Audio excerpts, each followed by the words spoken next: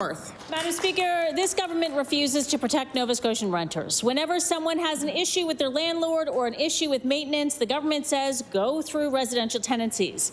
Well, a group of renters in Truro Heights did just that after going without hot water and heat for days on end, and I'll table the article about that. The landlord was ordered by residential tenancies to fix the issues, but he hasn't. Why won't this government stand up for renters and make sure that landlords are following the rules? I recognize the Honourable Minister of Service, Nova Scotia. Thank you, Madam Speaker, and I want to thank the member for this very important question, and want to recognize the situation, of course, that the tenants are going through there, Madam Speaker, and we take that to heart. This is one of the reasons why we want to make sure that we have a residential tenancy program that is responsive in Nova Scotians' times of need. And I did speak during the opportunity during estimates to be able to say how we're also making sure that we're expediting emergency cases, Madam Speaker, as a way of also improving the program. So, Madam Speaker, in this particular case, I also want to say to the tenants, I'm glad that they came forward to the residential tenancy program.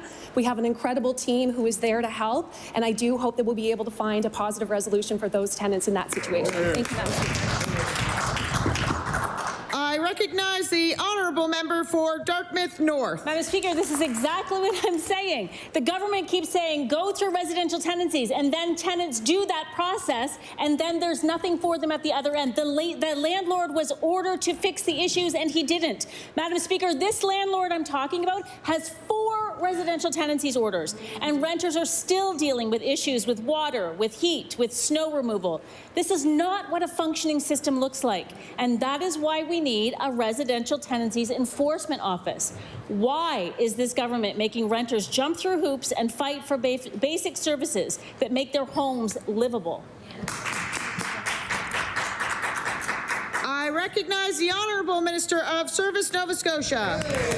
Thank you, Madam Speaker. And again, I want to thank the member for this important question. And again, recognizing the situation that the tenants have found themselves in, Madam Speaker. But we do have a residential tenancy program that we're constantly looking at ways to make improvements. We're expediting emergency cases, Madam Speaker. And the team and myself as Minister will continue to make sure that improvements can be made when we can do this, Madam Speaker. We want to make sure that we can provide a program that brings balance to both landlords and tenants. And I know in this particular situation, we don't have all the details or for myself around the landlord situation there, Madam Speaker, but we do have a program that I want to encourage those who need to come forward to be able to come speak with a residential tenancy officer to be able to find a resolution in a positive way there, Madam Speaker. Thank you.